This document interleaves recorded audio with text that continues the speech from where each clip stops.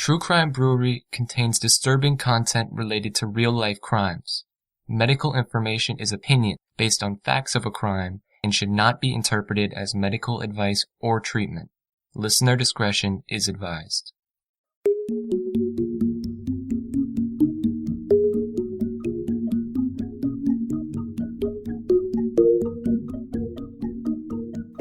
Welcome to True Crime Brewery. I'm Jill. And I'm Dick. Law enforcement interrogation is a real skill, but much of it has been questioned in recent years with instances of botched police investigations and false confessions. When police have little forensic evidence, as is the case with many cold cases, witness interviews and suspect interrogations can be really crucial in solving a case. But how far should detectives go for a confession? The disappearance of Sheila and Catherine Lyon from a Maryland mall in March 1975 went unsolved until detectives in 2013 came across a 6-page statement made by 18-year-old Lloyd Welch back in April of 1975. At the time of these disappearances, Welch had contacted the police to say that he had witnessed the girl's abduction. Detectives in 1975 dismissed his elaborate story as just an attempt to gain attention or maybe play the hero. 38 years later, new investigators thought that Lloyd could be an actual witness, or even the man responsible for abducting the girls. Join us at the quiet end for Secrets and Lies, Solving the Murders of Catherine and Sheila Lyon. It took detectives multiple interviews to get a confession from Welch, pulling new details from him like teeth, and calling him out on his recurring lies. Today, we'll review the interviews to get a closer look into the mind of Lloyd Welch, the horrors of his dysfunctional extended family, and how the Lyon sisters fell victim to this sadistic pedophile. So, pretty heavy stuff today, Dick. Do you have a heavy beer for this? I actually do. We're going to drink a Maryland beer because they were taken from a mall in Maryland.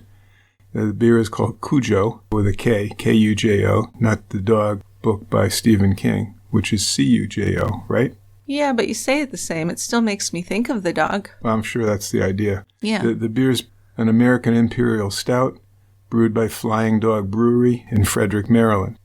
So it's 8.9% alcohol by volume. That's up there, but it's not obscenely up there. So I think we'll be able to drink it without falling asleep. I hope so. That would make for a really boring show. It would. So the beer is a black-colored beer. There's no head to it. Mostly a coffee aroma, a little bit of chocolate. The taste is certainly a coffee taste. There's a little more notice of the chocolate in the taste than there was in the aroma. It's a fairly smooth, easy-drinking beer. All right, I'm looking forward to it. Why don't you open that up? I'll open it.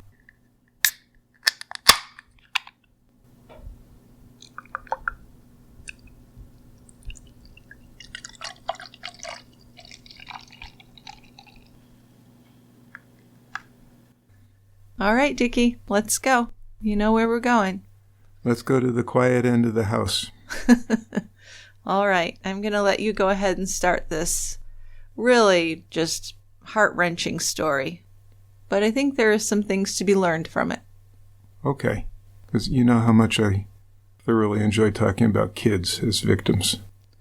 Yeah, I mean, there are people that don't like it, including you, but if nobody talks about it, I kind of feel like it's being ignored, and it's something that needs to be brought out there. It does happen. It's not like we're just talking about it for any kind of thrill. We're talking about it because we need to know what's going on in our society that's making this happen, really. True. Okay, so let's start. John Lyon met his future wife at Xavier University in Cincinnati. They were both students there.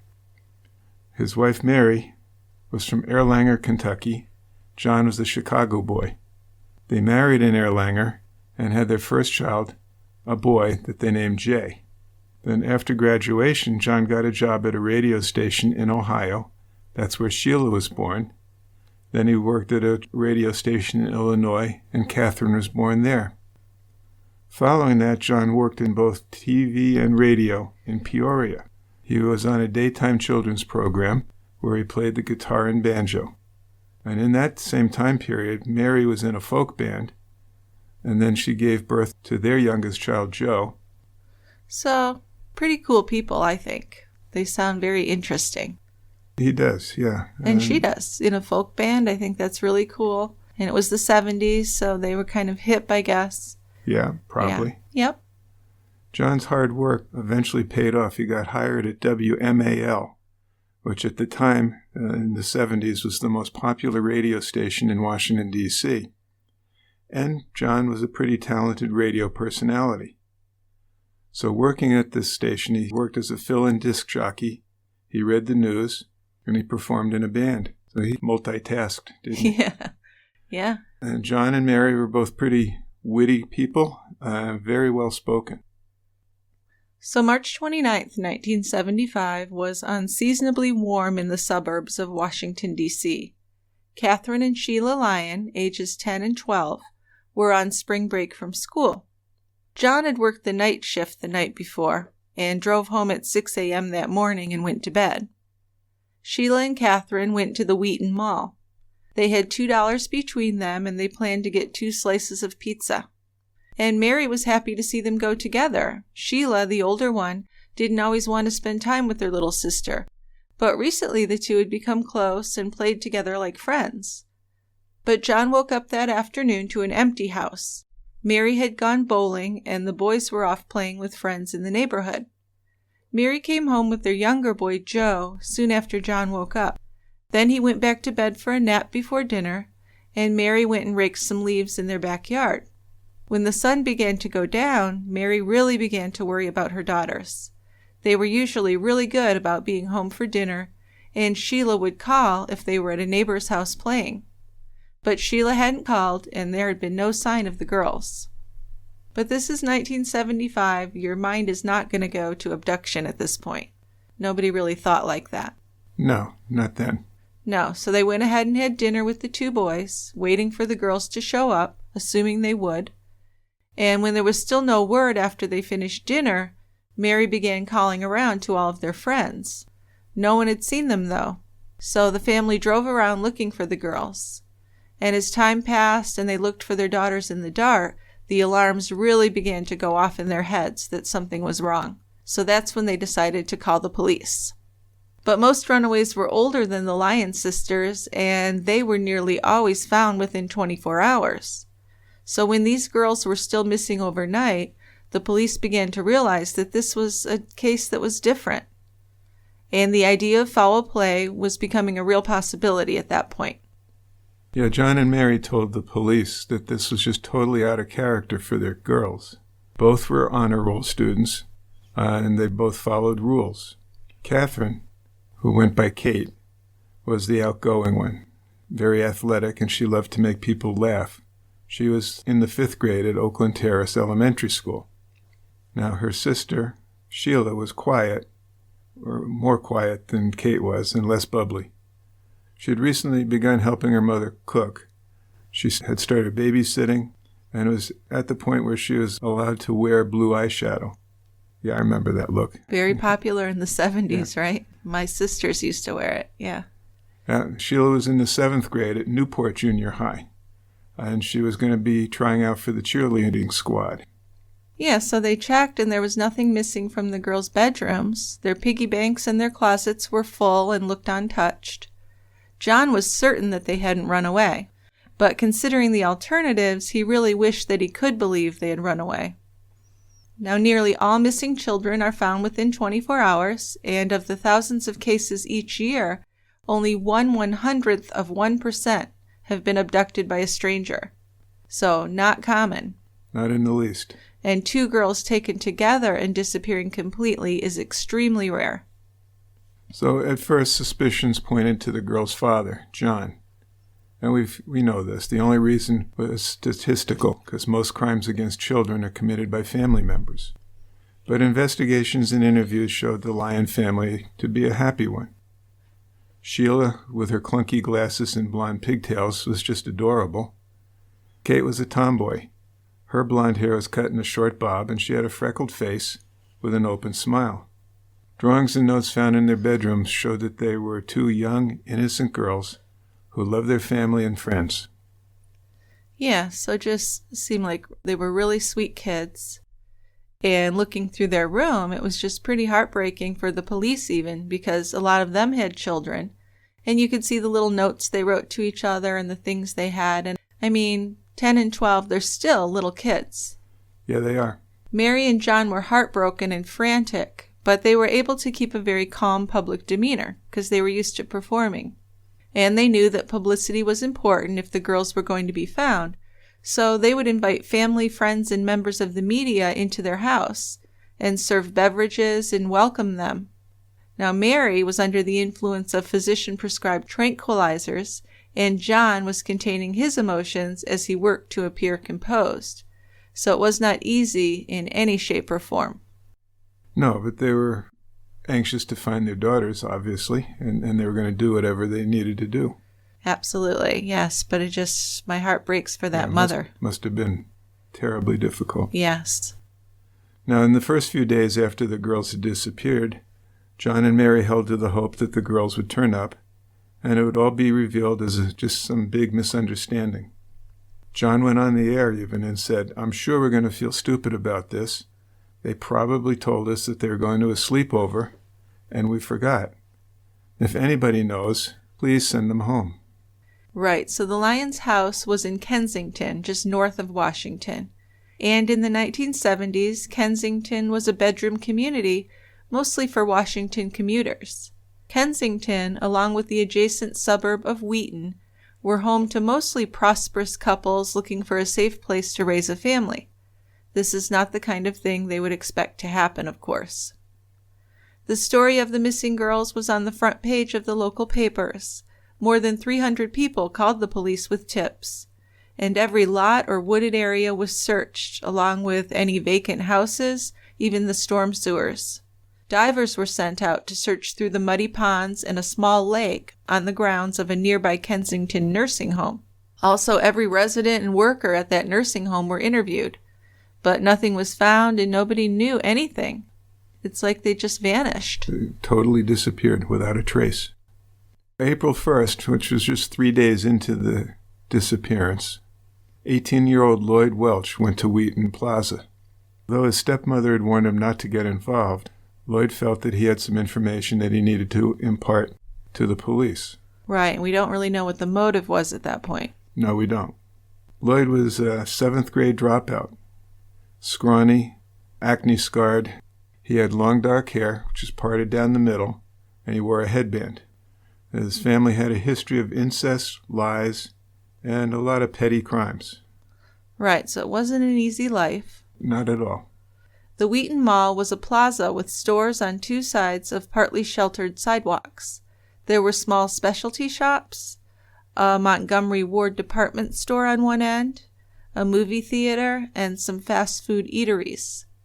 So it was spring break, and over spring break the plaza was popular and crowded with mostly school-aged children, just trying to keep themselves entertained. Yeah, the hangout. Right, just like Sheila and Kate had done. Lloyd walked into the plaza on April 1st, and he looked for a security guard.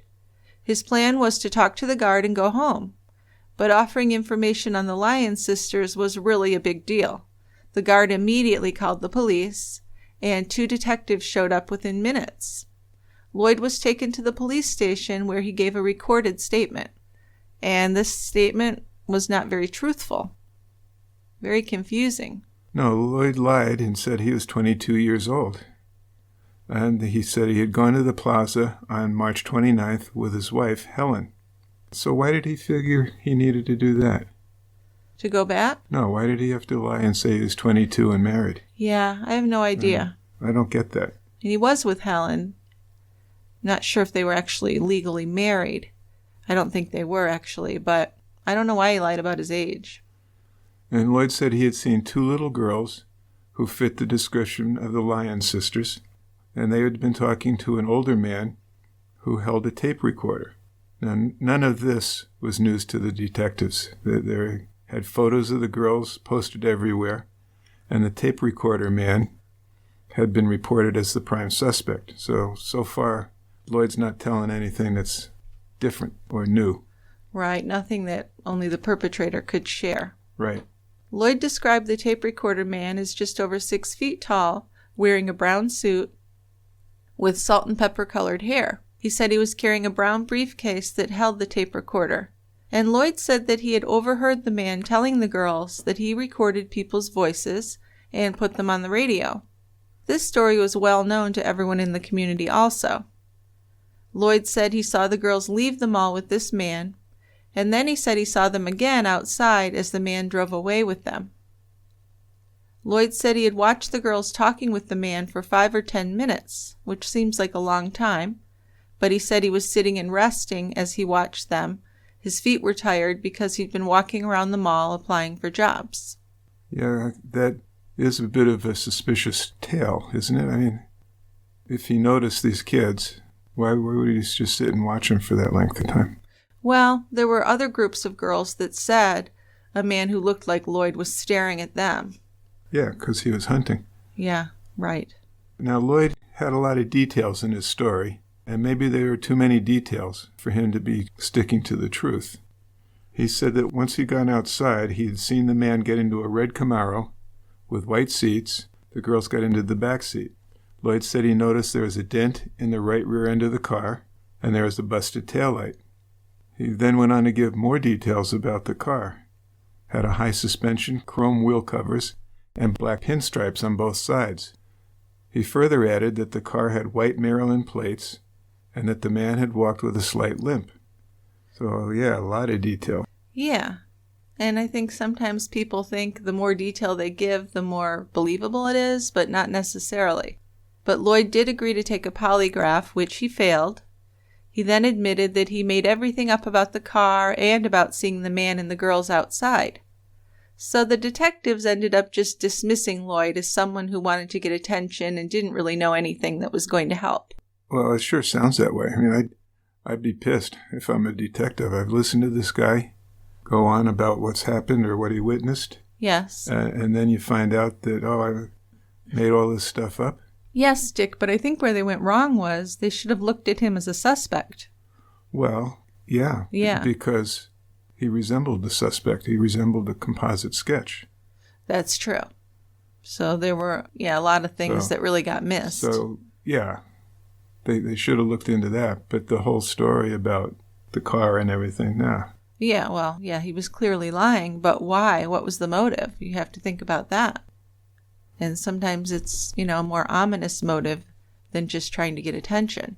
Well, yes, I would agree with that, but they should have paid more attention to the sketch. That too. Or his resemblance. Sure. But, you've just spent how many hours interviewing this guy, and you find out it's all made-up stuff.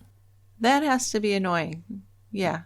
You're just getting played, and they're wasting your time, and these girls are missing. Right.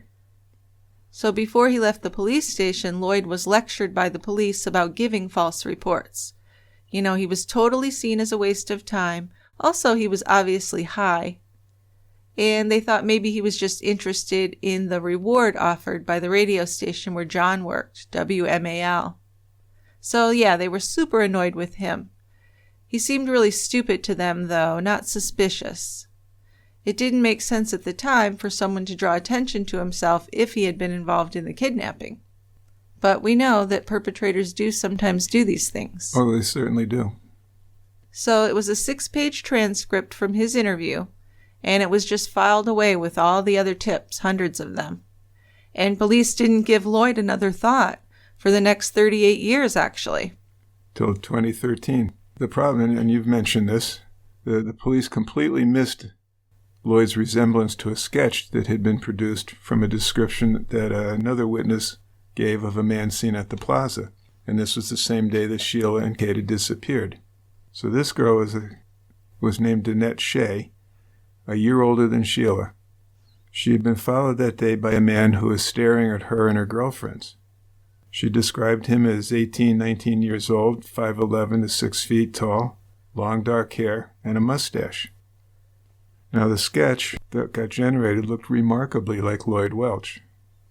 When he was staring at the girls, one of the girls had actually called him out and said, "Why don't you take a picture? It'll last longer." True. Remember, that was a popular thing to say for tweens back then. Yes. Yes. So, yeah, I mean, how come they were just so intent on blowing him off as giving a false testimony, false story, that they didn't think about looking at his sketch? Yeah, I don't know. I don't know how that got missed. I mean, there was a lot going on, but it does seem like a pretty big mistake.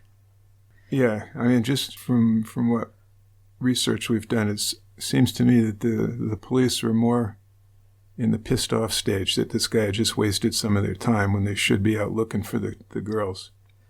And they just ignored the resemblance to the sketch. Yes, I agree.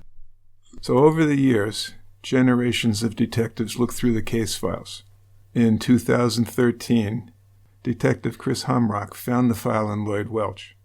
Now, Welch's statement in 1975 had been dismissed as a lie, but Humrock wondered if he had really witnessed something significant. Near the end of the statement, Welch had said that the kidnapper walked with a limp. The man detectives considered their top suspect at that time walked with a limp. So we'd like to track Welch down and interview him again. And he was found in Delaware, in prison, on a 33-year sentence for molesting a 10-year-old girl. Right.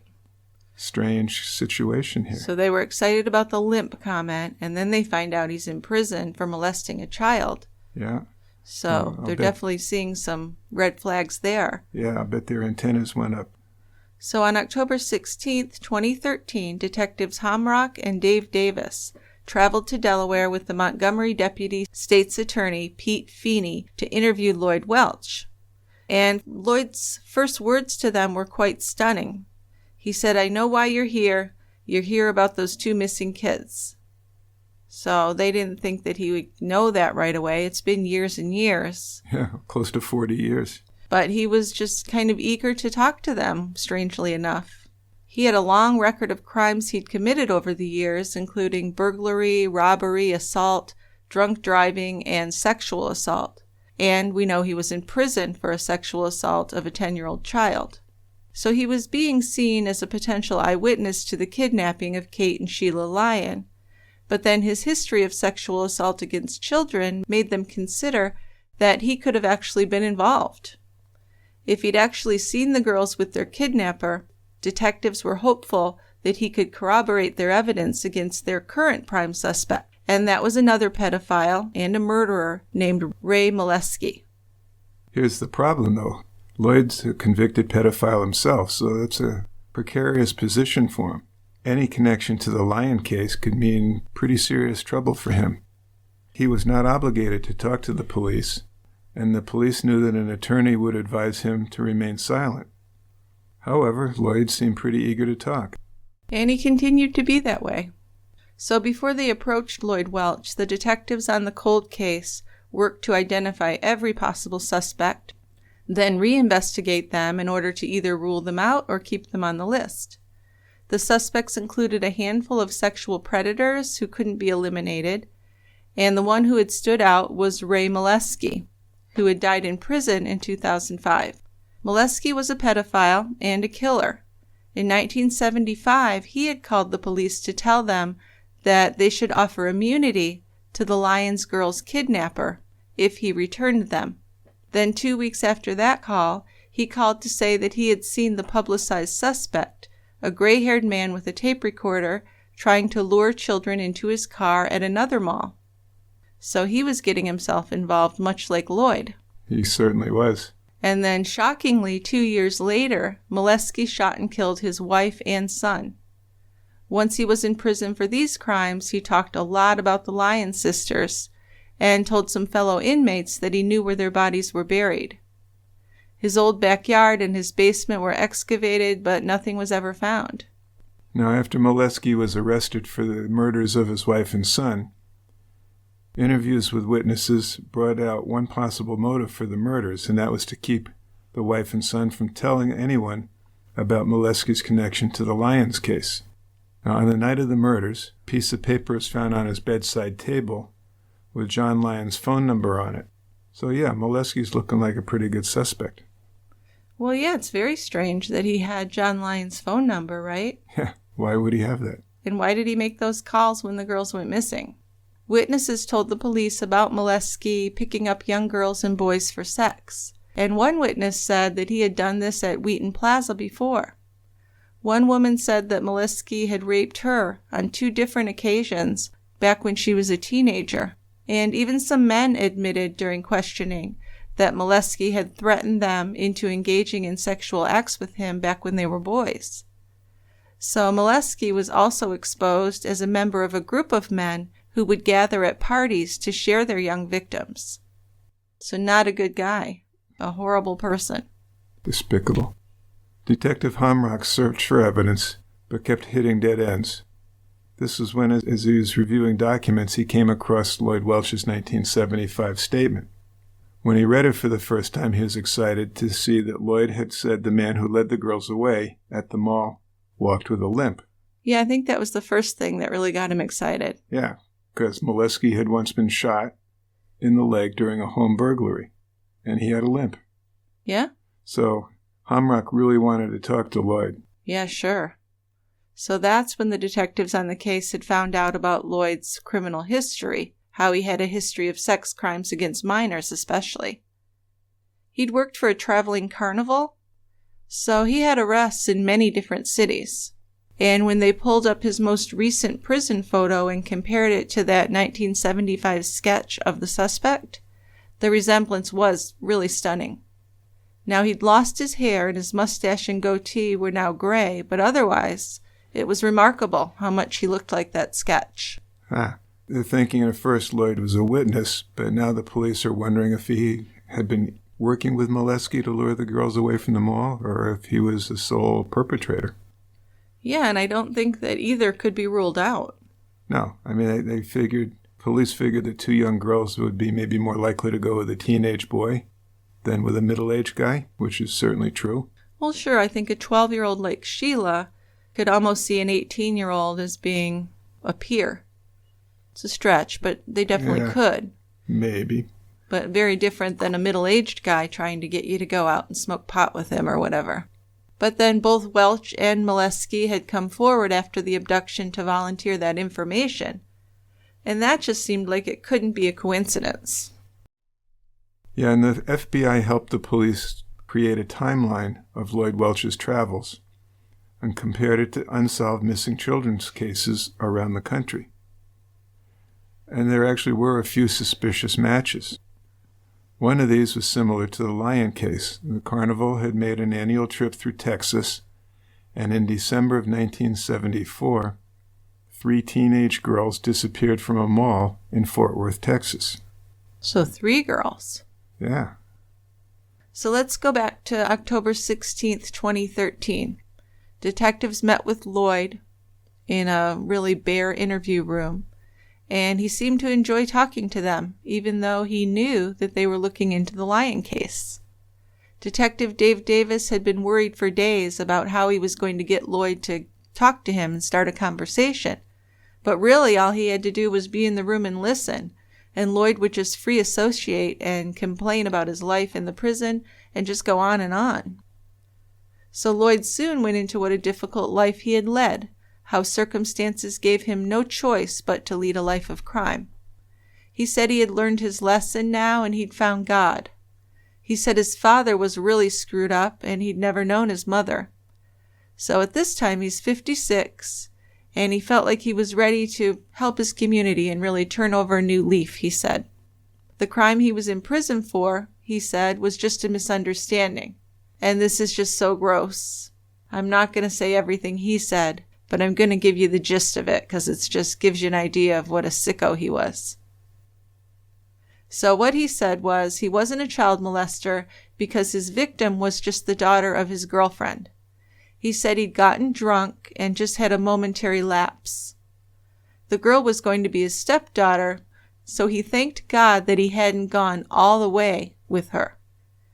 Even though they say I penetrated, Lloyd said, it was because the laws in Delaware are just unreasonable.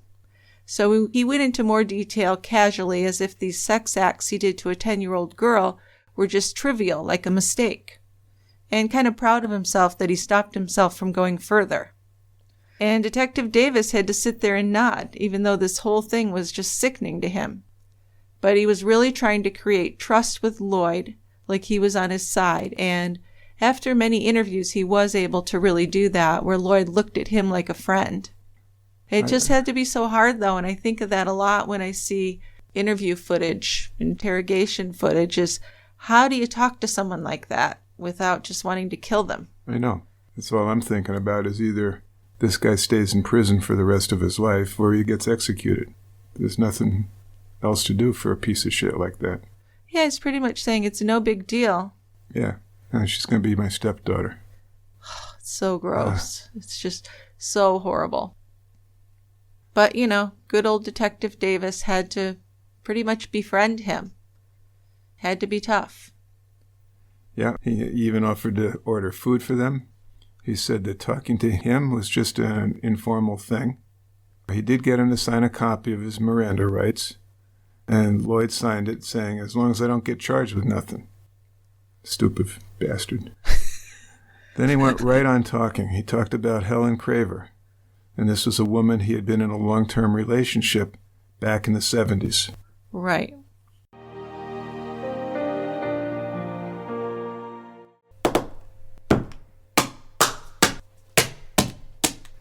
Dick, why are you smashing your headphones to bits? I am just so frustrated listening to ads. Why can't I listen to my favorite podcasts without those annoying ads? Well, I can't help you with other podcasts. However, True Crime Brewery now comes commercial-free for our Tie Grabber members. Huh? That's right. If you subscribe at any level, you get to listen to all of our new episodes commercial-free. And this is in addition to our bonus episodes each month. Plus, you get some great TCB swag mailed to you when you join. At least I can listen to True Crime Brewery ad-free. I really wish other podcasts would do that. And Jill? Yeah? Do you know where the glue is? No, I just pounded up my last pair of headphones.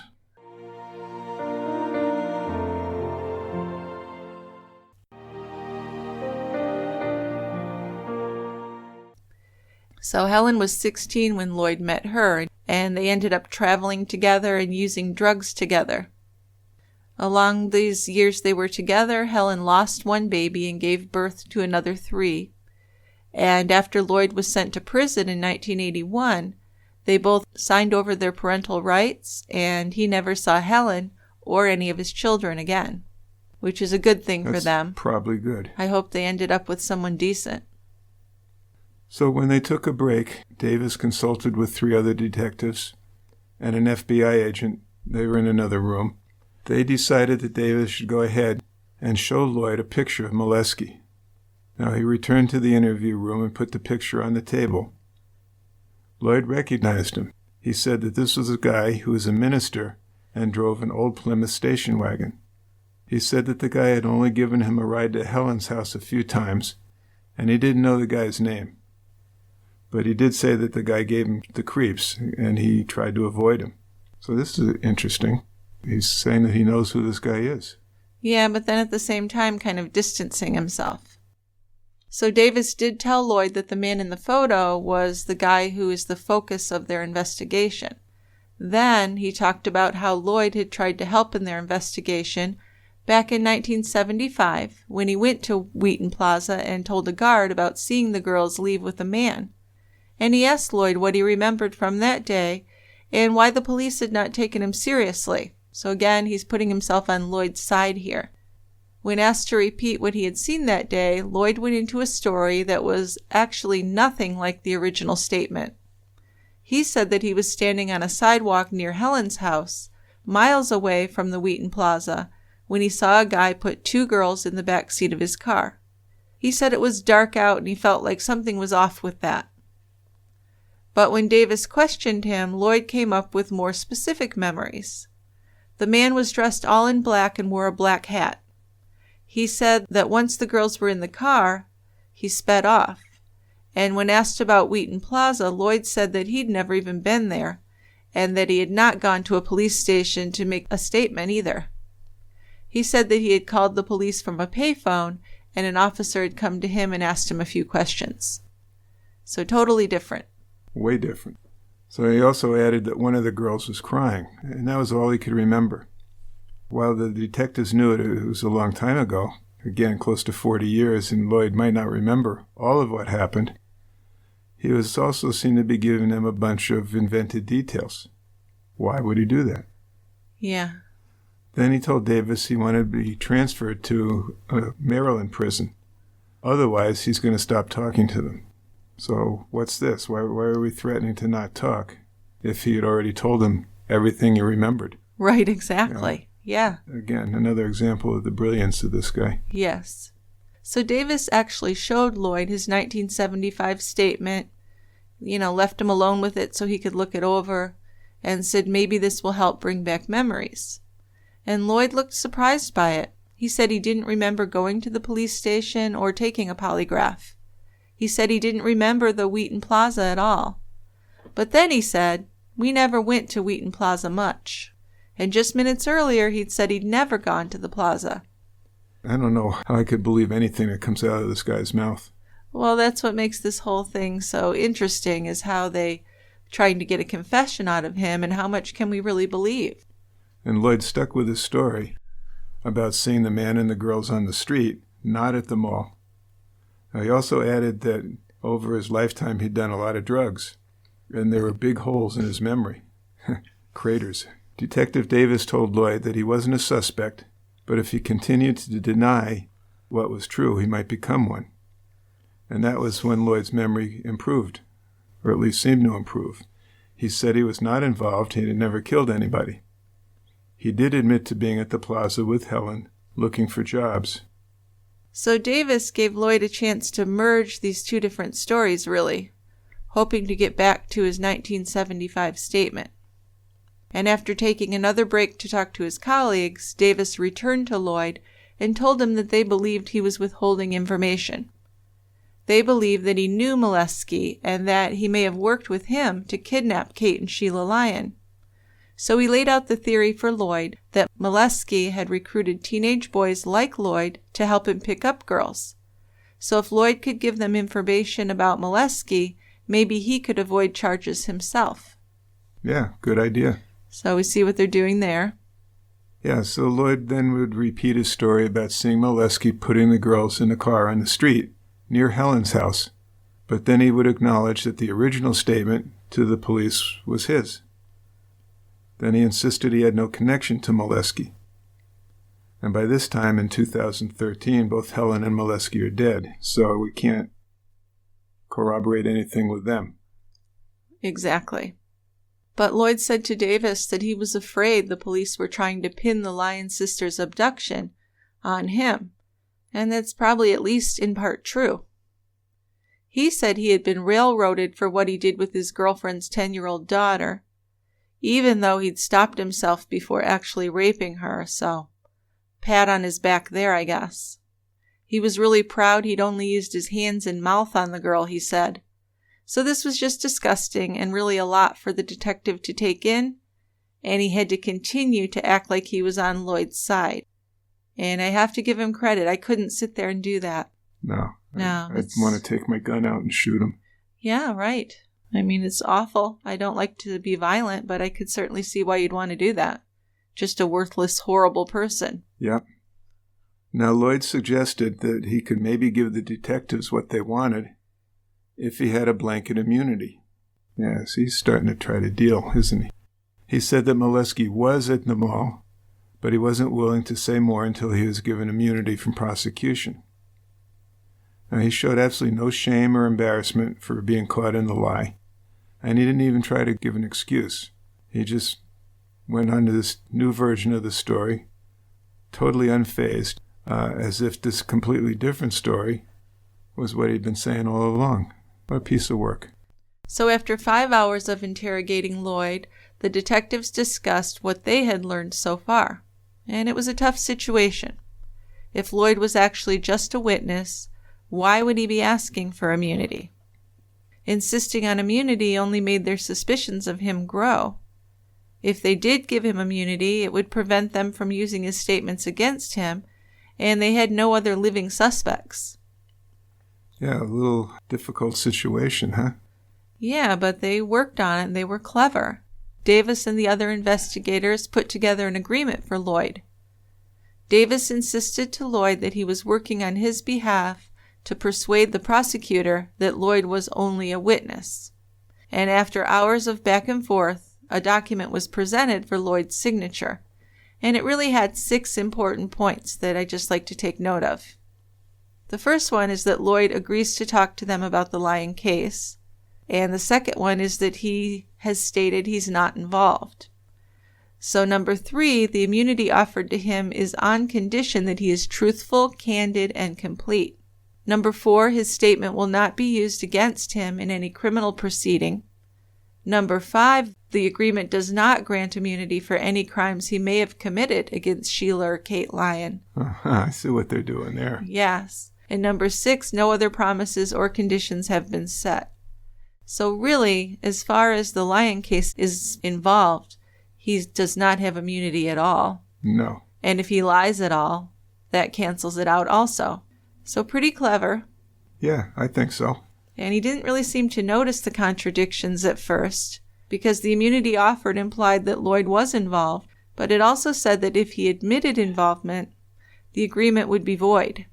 So Davis told Lloyd that the document was covering him, but it was created for the opposite effect, actually. Davis was really pushing the limits in his description of it to Lloyd, too. But he felt confident because he believed that Lloyd was directly involved after speaking to him for a few hours. So this had become more important to him than confirming Molesky's involvement now, even though he did believe it was still possible that the 2 men had worked together. So he signed it. He did. Lloyd had a copy, and he began to share some more information. He said he didn't know Molesky's name, but he did recognize the face. And he said that Molesky was the man he had seen at the mall on March 29, 1975. He had been wearing a suit and carrying a briefcase, and he was talking to 2 girls. Lloyd went around and applied for more jobs, and when he returned to where he had been, the man was still talking to the girls.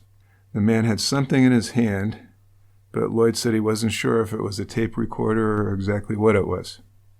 Yeah, he said he saw the girls being led away from the mall by the man. He said he saw him in the parking lot and saw him put the girls in the back of his car. He said that he told Helen something didn't seem right about this. So it bothered him, so he returned to the mall and made a statement. He never saw Molesky again because he and Helen then moved away. Well, so this new version seems like he's going to work to make the police feel like Molesky's the perpetrator, and he's just this innocent bystander. Yes, I think that's correct. Able to give them a story. You are correct, sir.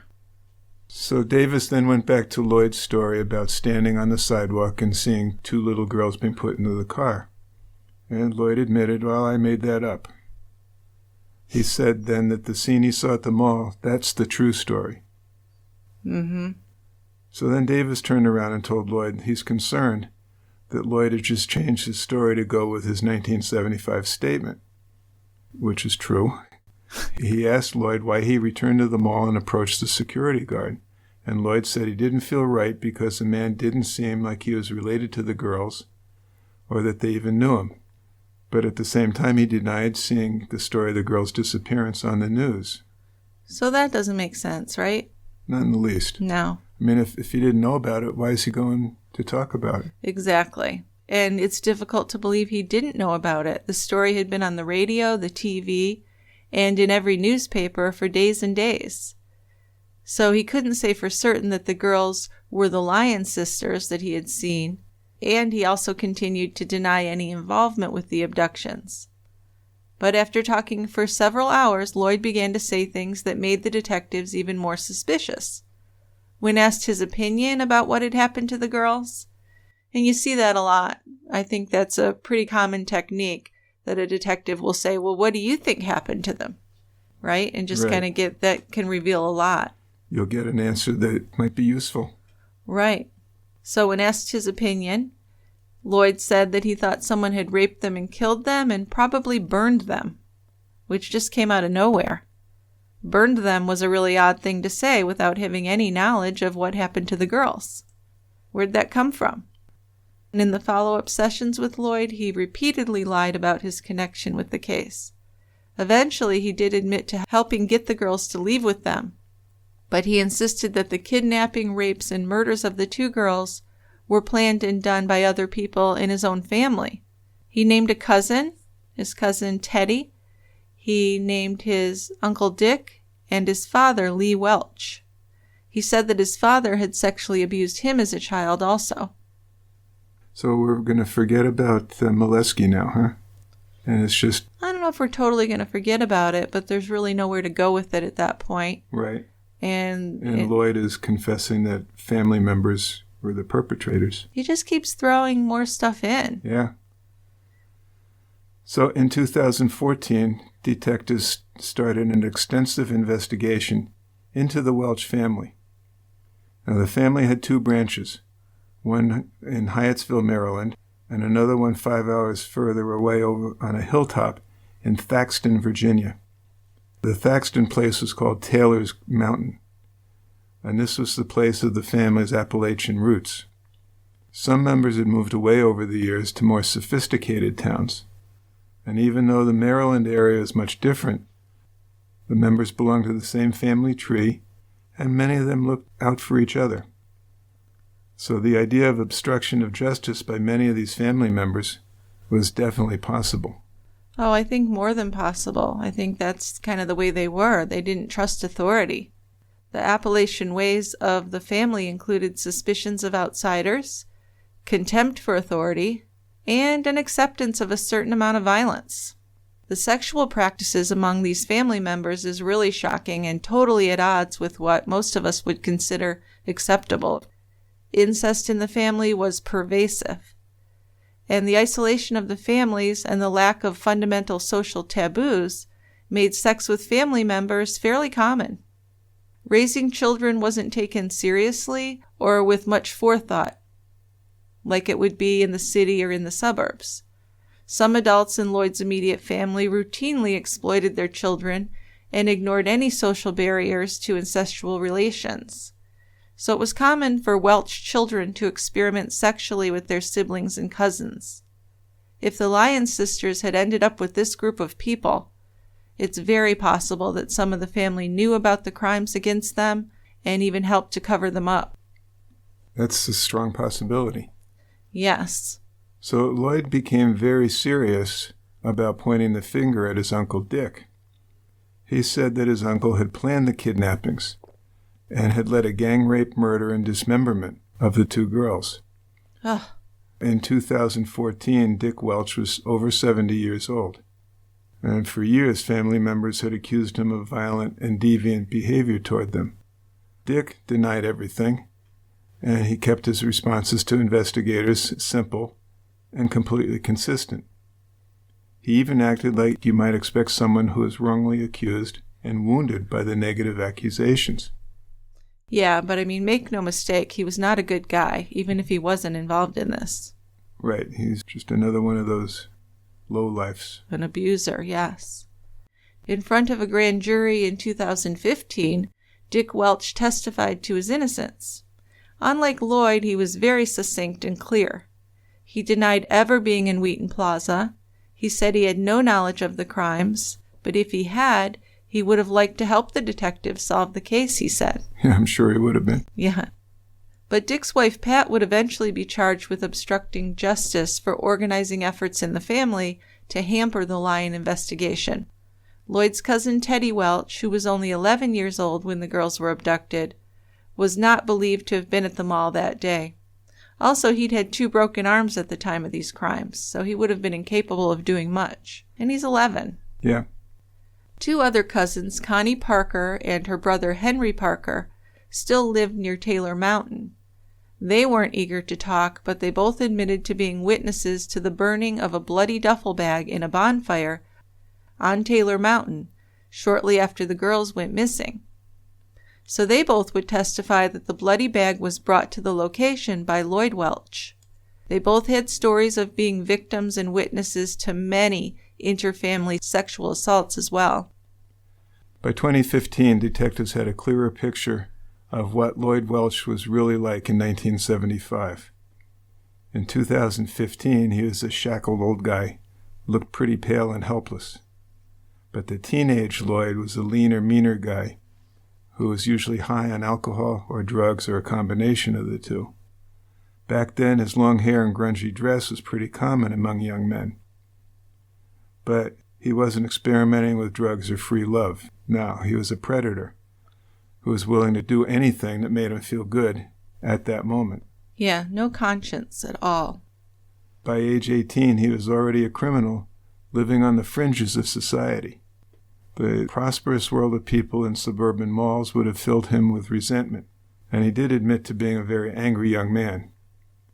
He was also perversely attracted to young girls, and his rage could have been taken out on them as well.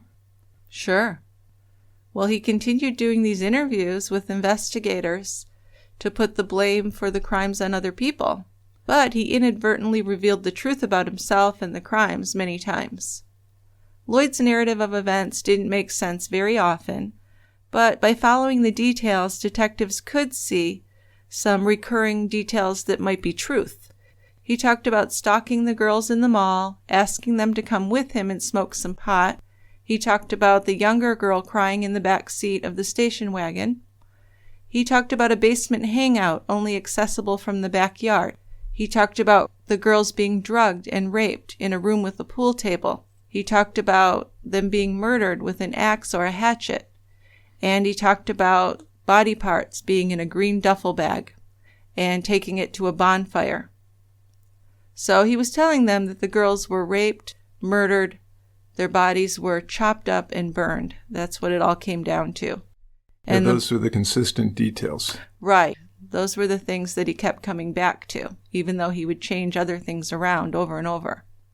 So the more these details came to the surface, regardless of who Lloyd was trying to place guilt on at the moment, the more they seemed to hold true. So Detective Davis went in search of the place where Lloyd had told him his Uncle Dick had killed and dismembered Kate Lyon before putting her remains into a duffel bag and ordering Lloyd to take it to Taylor Mountain to burn it. The spot was outdoors, under a bridge near his uncle's old house in Hyattsville, Maryland, and Lloyd had said this was Dick's comfort area, where he felt comfortable and spent time drinking and fishing. Dick's old house had been torn down years earlier, but Detective Davis knew where the location was, so he went there first. But once there, he could see that Lloyd's story just wasn't holding up. This looked like the last place he would go with two girls who were the subjects of a massive search. The address was very close to the city police station, and there were officers coming and going in front of that building around the clock.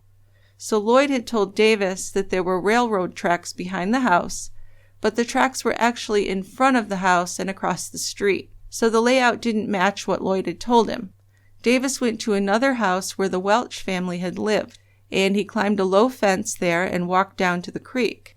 This place that Lloyd had described was not secluded at all, and the angle of the bridge exposed it to all the neighbors' houses around there. There were also some car dealerships and parking lots in the area, so it would have been really well lit at night. So this was all very discouraging to Detective Davis. But then, as he drove nearby down Baltimore Avenue, he saw a house he recognized from photos in the case file. And this was the house where Lloyd's father Lee and his wife Edna had lived, a 2-story white clapboard duplex. And this was the address Lloyd had given when he made his false statement. So he had described seeing his uncle pull out of the driveway with Sheila and Kate Lyon in the car, and this location made more sense, and it fit Lloyd's description once you realized that it wasn't his uncle's house but his father's house that he had been describing. Uh-huh. So it was making sense that Lloyd had moved the location in his statements, just as he had been moving himself away from the crimes by pointing to alternate suspects. So Detective Davis is thinking, oh, maybe there's something here. He pulled over, knocked on the door of the house. A friendly woman answered the door. She was Hispanic, spoke very little English, but he was able to tell her that he wanted to look in the basement, and she told him that he could only get into the basement from the outside, part of his story. Exactly. He walked down the porch along the driveway to the backyard and went down steps to a door with a padlock. Yet in each of Lloyd's versions of the story, there was that basement where the girls had been kept. First, Lloyd had identified it as his cousin Teddy's friend's house, and then as his Uncle Dick's house. But in both stories, this basement was only accessible by walking around the house to the back. And after spending hours with Lloyd and getting used to the way his mind worked, Davis was convinced that this was the place where he had actually kept the girls. Lloyd had himself. So Davis was able to get into the basement, and he entered it. It was dark with a low ceiling like a dungeon. It was full of old furniture, but it matched Lloyd's description so much that Davis was excited and very disturbed to be there, like he knew something horrible had happened in this place. There were 2 rooms that were completely separate from the house, and you could really do anything there without being heard or seen. So it looks like a good possibility. That's ominous. And so the following day, investigators returned to the location, this time with a complete forensics team. They were able to clear out some of the furniture, and they sprayed Blue Star blood detection agent over the walls and floors. This agent bonds with even tiny traces of hemoglobin and glows under a blue light. So they didn't see much in the front room, but when they sprayed the back room, it lit up like crazy. Floors, walls, even the ceiling. So it looked like someone had been slaughtered in the basement. Yeah, and Lloyd hadn't intentionally led the detectives to this basement, but they were able to put the details together just by listening to his stories. So before, Lloyd had described his Uncle Dick's location by the bridge as the location where the murders took place, and he had talked about the basement hangout several times. And this was a place with a door that you could lock from the outside. But this basement was actually the place where teenage Lloyd used to hang out. He smoked pot there and partied, whatever he means by that. It's scary. Yeah, I don't want to know. No. But this was where the Lyon girls had been drugged and raped, and at least one of them had been killed and dismembered there. Detective Davis felt certain of that. Dick's wife, Pat, was fierce about protecting her husband. Her daughter, Kim, told the police that no matter how horrible her father had been to her mother always took his side. Once Dick had beaten her so badly when she was a young child that she lost control of her bladder, and she had to miss days of school until the bruising subsided. When she was a teenager, her father, Dick, called her a whore and a slut. When she went to her mother for help, she would yell at Kim about how she will always protect her husband above anyone else. Great house to be a child in. It's really sad, yeah. Pat's younger sister said that she had once been sexually molested by Dick when she was 9. She was terrified of him. When detectives went to Taylor Mountain, they did find an old cemetery with unmarked graves and a large fire pit that had been used to burn trash. Sometimes the bonfire would burn for days. So this area was marked as a crime scene, and excavation was done. Yeah, Pat seemed calm, but she seemed to know more than she would say. Her daughter Kim called her to tell her the news, and the way that Pat spoke about her fears of going to prison suggested that she knew there was evidence that could be found. Detectives talked to Dick Welch again, and he continued to deny any knowledge of what had happened to the Lyon girls. But this discovery of the basement really brought new hope to the team of detectives working on this case. Of course, there were still many, many questions, but they felt like they were finally at least on the right track, getting somewhere. You have to think about how much was invested in this, in time and effort. And it's incredible. Yeah. Almost 40 years from the time the crime occurred. Yes. So it's nice that they don't just let it go, you know? Oh. So included in the potential evidence were interviews and grand jury testimony from residents in Bedford County. These people testified that Lloyd Welch had made an unannounced visit to family members on Taylor's Mountain in 1975, and he was carrying 2 large, blood-stained duffel bags. Family members and neighbors told the grand jury, and again this is 40 years after, that they recalled the smell of death from a fire that burned several days on Taylor's Mountain. Yeah, so it seems like several people knew things and didn't say anything. And I guess that goes back to not trusting the police and not having much of a conscience, just not being raised with morals. Right? As good an explanation as any.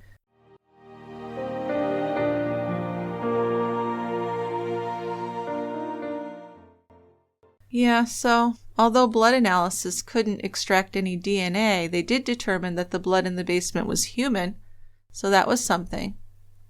In 2017, Lloyd was charged and he pleaded guilty to 2 counts of felony murder. He still denied that he had raped or killed Sheila and Kate, but in the Virginia legal doctrine, murder was described as a killing in the commission of abduction with intent to defile. So his plea saved him from the death penalty, but he would spend the rest of his life in prison. By this time, he's over 60 years old, and his sentence is 48 years. But still, it's troublesome that many details of the girls' murders are just unknown. We don't know exactly how Lloyd could have lured the girls, and who else was actually involved. Lloyd would later claim that he had no choice but to keep talking to the detectives.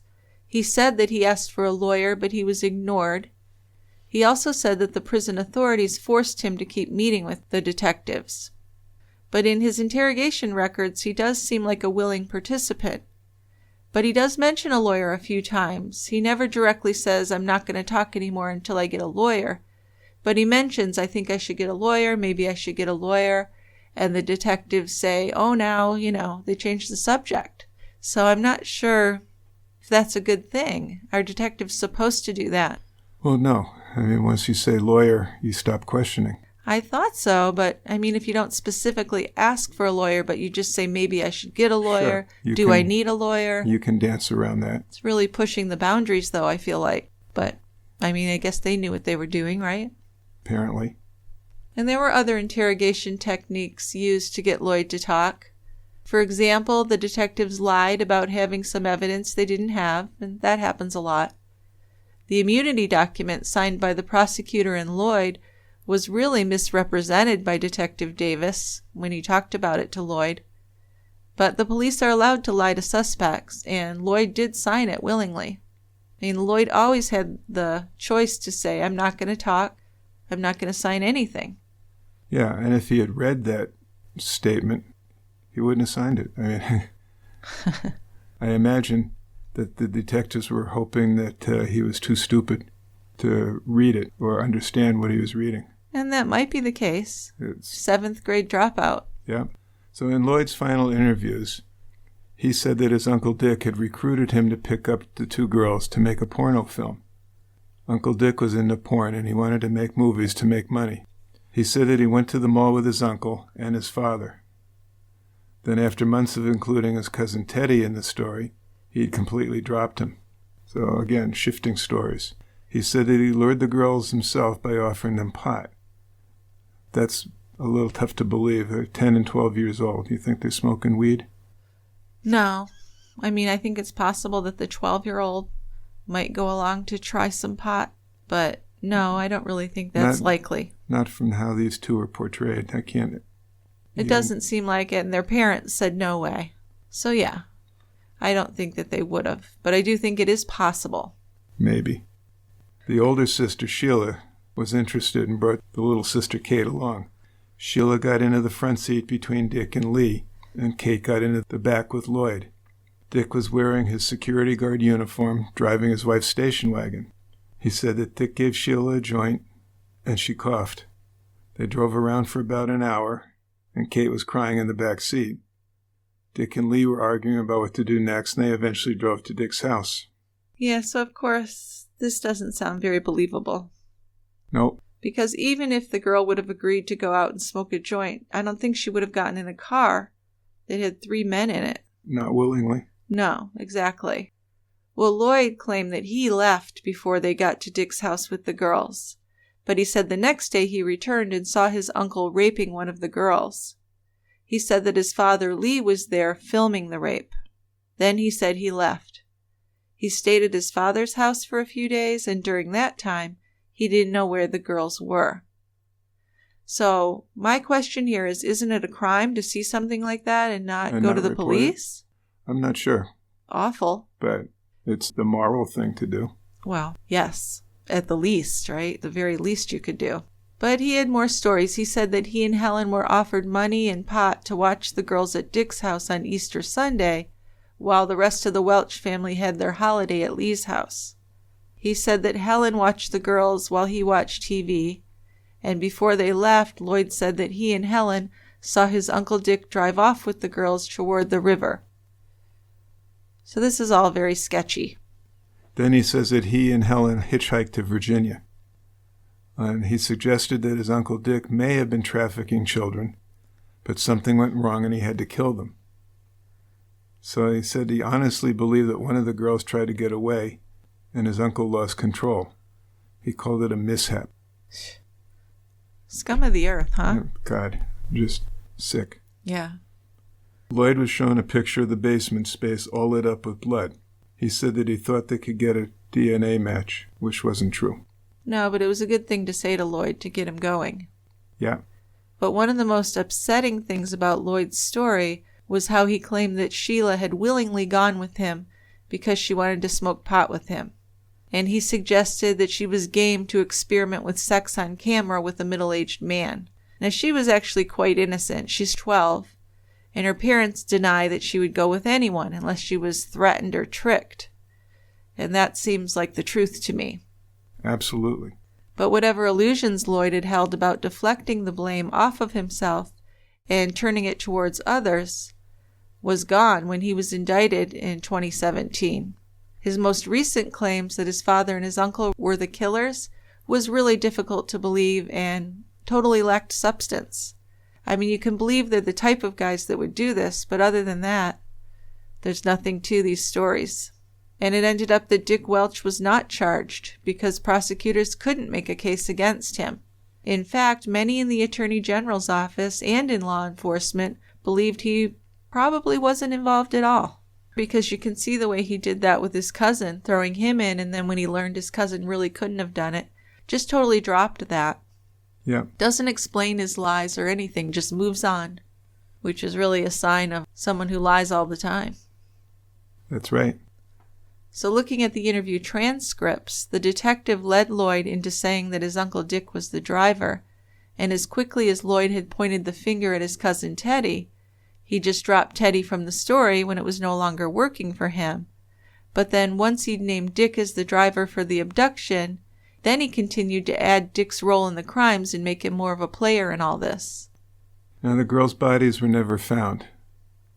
Lloyd had told them that Kate was murdered with an axe or hatchet, but he gave no information on how Sheila had been killed. So detectives obviously wanted to find out exactly what had happened to the sisters and to recover their remains, if at all possible.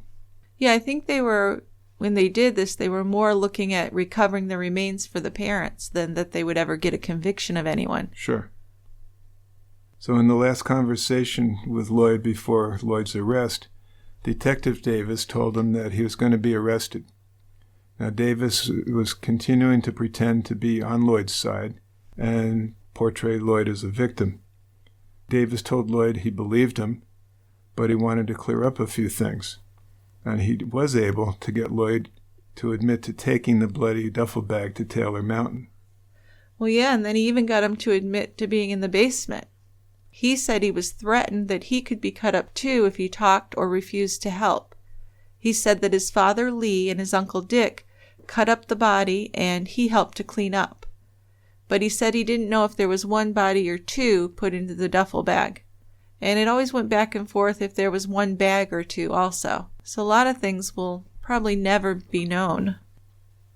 No. Now, looking over this, 18 months earlier, Lloyd had stated that he had never been to Wheaton Plaza. And now he's admitted to helping with the kidnapping, dismemberment, and disposal of the bodies. Still, he said that none of it was his idea, that he had never touched the girls, and that he had been forced to help clean up and take the remains to Virginia and burn them. Yeah, according to Lloyd, Kate was dead when he arrived at the basement, and she had been crying, and either Dick or Lee had killed her. He said he saw Lee putting a leg into the duffel bag. After Lloyd drove to Taylor Mountain and put the bag into the fire, he said he drove back to his home on Baltimore Avenue. Then he and Helen hitchhiked back to Virginia. He said he was about 88% sure that Sheila had been killed and taken to Taylor Mountain. His explanation of getting the girls to leave with him by offering them pot, though, still made no sense. So what would really make these girls leave the mall with a stranger? That's the question. If they resisted, there were lots of people at the mall who would have heard them and probably come to their aid. So if the girls did leave with the stranger because Sheila wanted to try some pot, it is possible. I mean, they wouldn't be the first girls to make that kind of decision. But Mary and John Lyon didn't believe it happened that way. And I don't either. From everything we've heard about these girls, they were just sweet young girls. Yeah, it just doesn't ring, no interest in true. That kind of thing, no. No. So then the other big question is how one abductor could have managed to take control of two girls. He could have handled them by himself if they had gone willingly with him, but eventually they would have realized that they were in a dangerous situation. So maybe Helen helped, because she did participate in other crimes with him. Or as Lloyd had said, maybe Lee or Dick helped. Both Dick and Lee had an interest in having sex with young girls. But as far as Lloyd's suggestion that his Uncle Dick wanted the girls to make porn, we don't have any evidence for that. Well, and regardless of the details Lloyd shared and the details he made up, it seemed like the most likely place for the girls to have been kept and abused was in that basement. The possibility that detectives had knocked on the door of the house while Sheila was still alive out back in the basement was really a haunting thought for investigators. It took hundreds of interviews, sorting through a trail of lies and using a variety of interrogation techniques to get enough evidence to convict Lloyd Welch. He may have never been linked to the murders if he hadn't gone to the security guard in the mall in 1975. He probably wouldn't have. And he never could have been convicted if he hadn't talked to the police when they approached him in 2013. He was lying throughout his interviews, but he did sprinkle pieces of fact into the fiction. And it took someone trained and skilled to flush out these truths in the lies. So even though I'm a little skeptical about some of the techniques interrogators use, I also am really in awe of the skill it takes to be able to do that, as long as you can keep yourself from, forming too much of an opinion, and you can try and keep as objective as possible. And you can really get tunnel vision with that, and that's concerning. Oh, absolutely. Now, there are many times in the initial interviews when detectives had suggested to Lloyd that the guilt was burdening him and maybe he wanted to clear his conscience. But his conscience probably had never bothered him in his entire life. I don't think so. Investigators believe that it was fear of getting caught that made him return to the mall in 1975. And then years later, it was the fear of being prosecuted that made him talk. Lloyd apparently thought he could lie his way through it, point the finger at other people, get away with it. Well, yeah, and he probably had gotten away with a lot in his life. They say for every crime you're convicted of, you've probably committed several. So I'm sure he wasn't convicted on every sexual assault he did. And Probably he had a not. long history documented. Yep. But in the end, there was not one piece of conclusive forensic evidence found for the case. In 2017, investigators had found a tooth on Taylor's Mountain, and it was determined to be human and to have belonged to a child about 12 years old. And this tooth was sent to the Bedford Sheriff's Office. But then when they went to retrieve it just the next day to take it to the lab for more detailed analysis, it was missing. And no explanation for this has ever been determined. It could have been incompetence. It even could have been corruption of some kind. It's pretty mysterious to me. It is. There was a fragment of a human bone found at the bonfire site on Taylor's Mountain, but there is insufficient DNA to identify it. Yeah, but I just think if you take all the stories and all the circumstantial stuff, and then the fact that you found a human bone fragment at all. Exactly. Yeah. Plus there were other fragments of fabric and beads, similar to something one of the girls was wearing. Those aren't conclusive, but suggestive, right? Right. And we have traces of hemoglobin in the basement on Baltimore Avenue. They were too degraded to even provide a blood type, but we could prove that it was human blood. Which I think is something, sure. That was a lot of human blood. A lot. Had to be a murder. they'd really tried hard and didn't give up easily. They even removed portions of the cement from the basement, pulverized it, and had it analyzed in a lab. But it had been 40 years, so that doesn't help. So, the details of what happened to Sheila and Kate are never going to be fully known. It is pretty certain that Lloyd was responsible, but we don't know if he acted on his own or if he had help. There's no question in my mind that Lloyd Welch is a monster, but he was a victim before he became a perpetrator. He was abused by his family, and he grew up in a clan that was highly dysfunctional, cruel, and set apart from more functional, so-called happy families. But he did take on the worst of the world he grew up in, and there's no excuse for his behavior. Yeah, so the detectives on this case worked hard, and they're justifiably proud of their efforts, but they're also disappointed.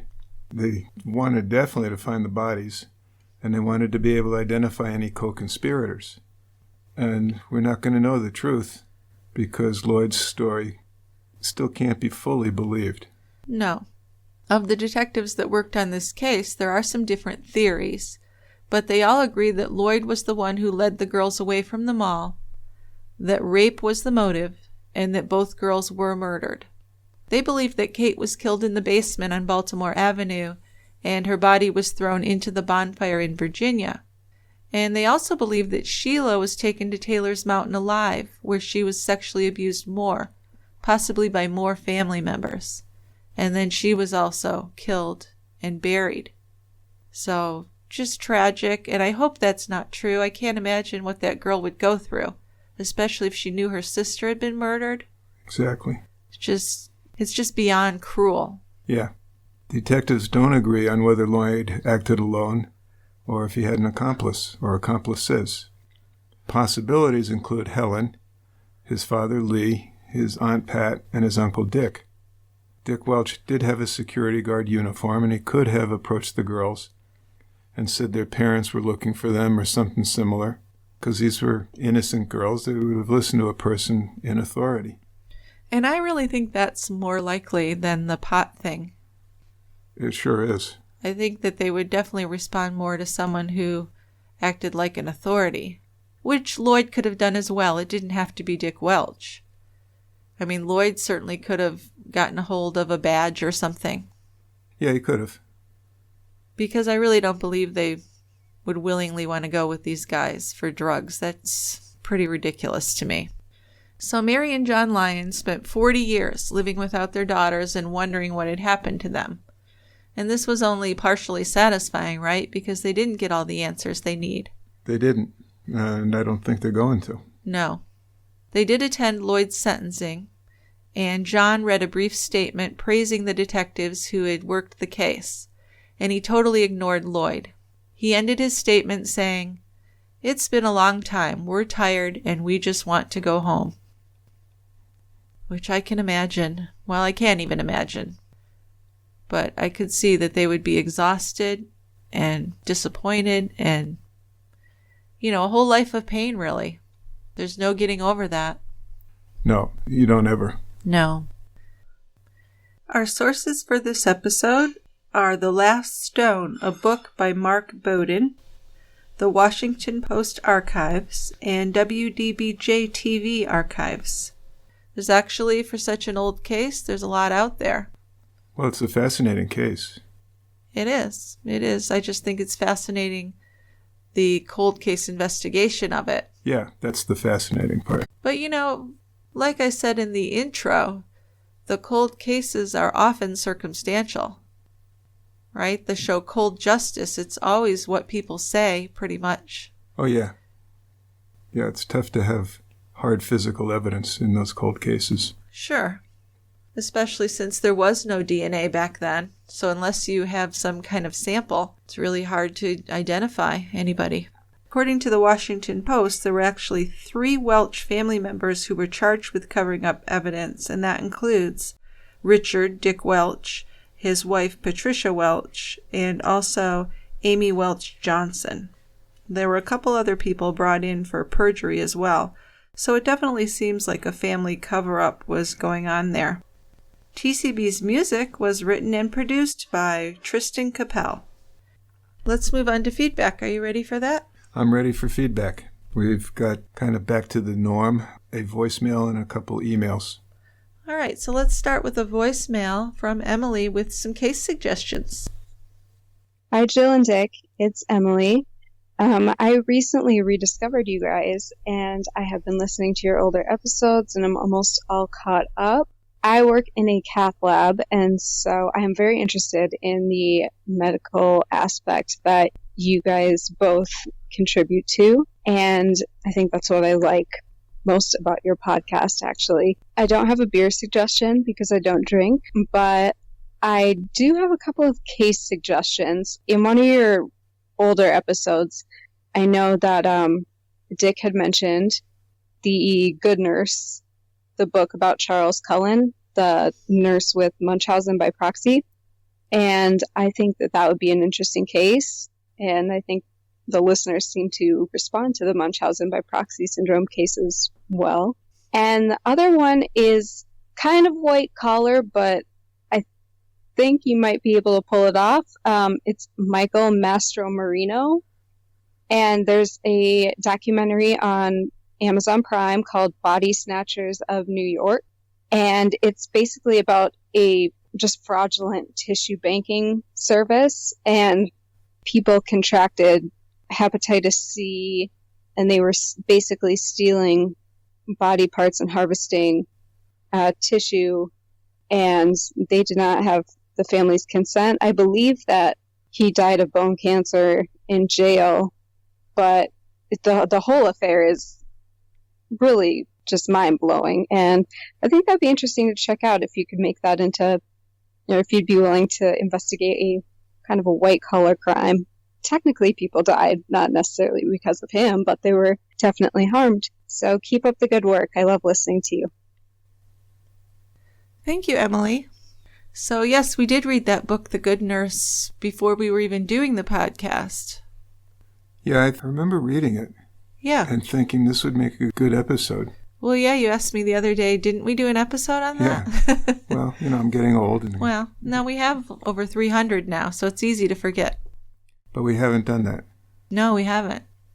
Because that was a fascinating story. Well, and how many Munchausen by proxies do you see where he's actually doing it to other adults? Right. Right? And he traveled all over the place. Yes. Because he was a registered nurse and did damage at a lot of hospitals. Well, yeah, there were a lot of problems with the hospitals, just passing him off to other hospitals. Yeah. Instead of actually dealing with the problem. Exactly. Yeah. And then what about this other case, the dental surgeon? Fascinating. It sounds like it. It's kind of reminiscent of Paolo Macchiarini, the guy who had the plastic trachea idea. Yeah. Kind of similar. This guy, Mastromarino, was a dental surgeon, had to give up his practice because he was addicted to drugs. And I think he actually served some time. Anyway, he came up with a more lucrative idea, and that was that he obtained a license to sell human tissue. How do you do that?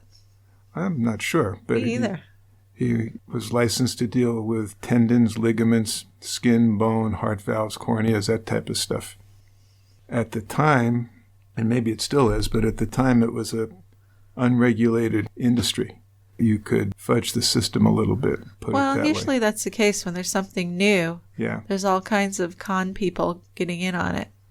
So as Emily said, there were patients that got transplants with some of his tissue products that developed infections and stuff like that. Mastromarino would bribe mortuary people to give him the body. Then he would fake documents that showed that the families had agreed to it. Well, those funeral home people should be in trouble too. That's terrible.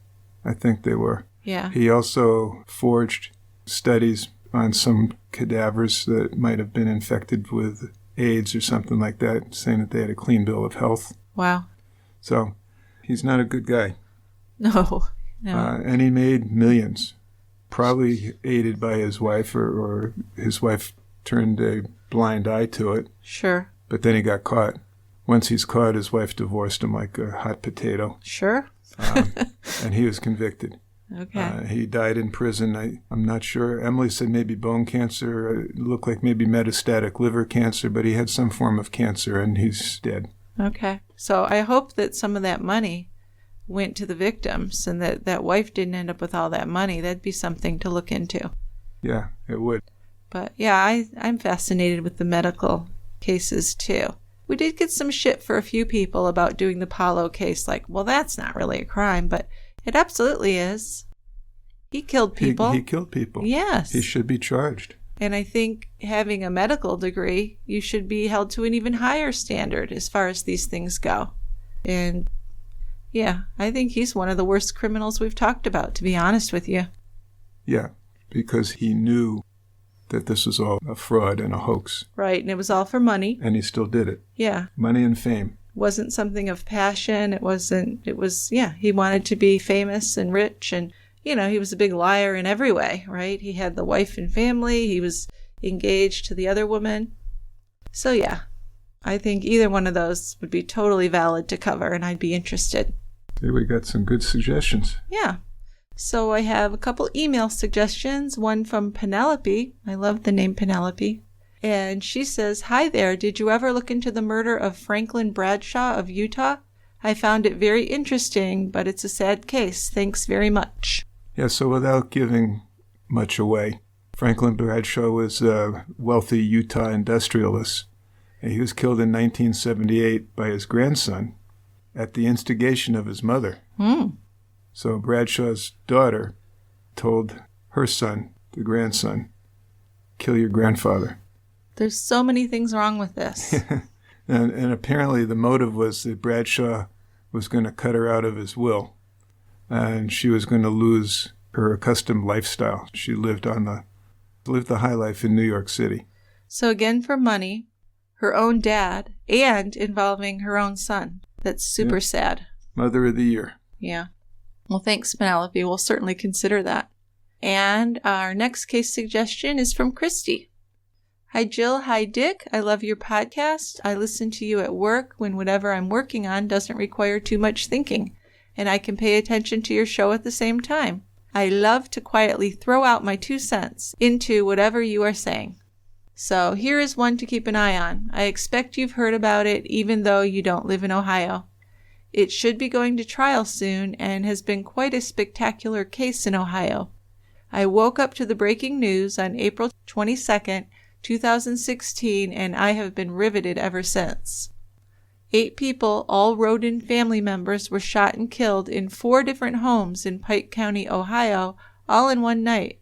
7 victims, 6 adults and a 16-year-old, were shot execution style in their 3 adjacent homes. The 8th person was shot in his nearby camper.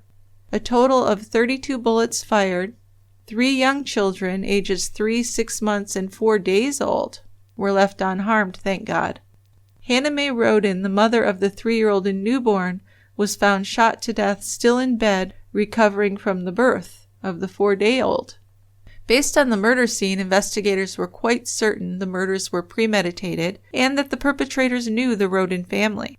The police understandably kept a lot of the case extremely hush-hush as they investigated, so speculation went wild that this could be a mafia hit, a Mexican cartel killing, a drug ring killing, and or even a cockfighting operation killing based on the limited amount of information that was released at the time. This investigation has been the largest homicide investigation in Ohio's history. Finally, in November 2018, 4 members of the Wagner family, who were known to the Rodins, were arrested and charged with the 8 murders. Edward Jake Wagner was the ex-boyfriend of victim Hannah Rodin and the father of her 3-year-old daughter. As of yet, Ohio has not had the murder trial. The trials were set to begin this fall. However, the COVID-19 pandemic has thrown a wrench into the proceedings. Pre-trial, originally slated for April, has been moved to at least June, which will push the actual trial further into the year. I expect a lot longer. I do expect the jury will get an earful. As far as a local beer recommendation, I don't drink beer. I like girly mixed drinks. But most of my sailing mates certainly do. So based on what I see them drinking, I would have to recommend Great Lakes Brewing, barrel-aged blackout stout, a Russian Imperial stout. Maybe you already did that one, though. I don't know, Dick, have we? We have not. That would be a good one to do. I know you love those Russian Imperial stouts. Well, they're good. And Great Lakes Brewing, I've had a few of their beers. They do a good job. So if we do this case, and I would really like to do this case, but I would also like to get the trial underway. Yeah. So it might be a while for this case to come along, Christy, but it's going to occur. And when we do the episode, we will do the barrel-aged blackout stout at your suggestion. Great. Thanks, Christy. Yes. That looked like she put quite a bit of work into it. I think she did. Yeah, I do too. All right, well, I'm ready to wrap things up. How about you? Let's go finish this beer and take a dip in the pool. Okay. It's 96 degrees out. It's a hot one. It Yep. sure is. Okay, everyone. We will talk to you next time at the Quiet End. See you there. Bye-bye. Bye.